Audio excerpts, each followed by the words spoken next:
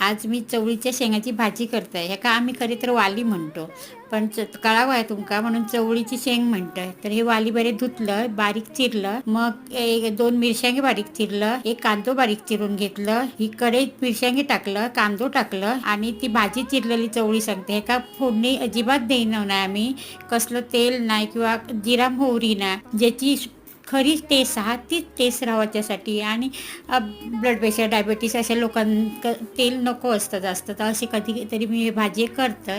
त्याच्यात मीठ घातलं आणि वरती पाणी ठेवून ही फक्त वाफेवर शिजवलं. दोनदा हलवलंय पाणी, पण पाणी आत एक थेंब घातले नाही, फक्त वाफेवर शिजली भाजी. तसा त्याच्यात थोडंसं खोबरा घातलं आणि ढवळून घेतलंय. भाजी छान होता ही.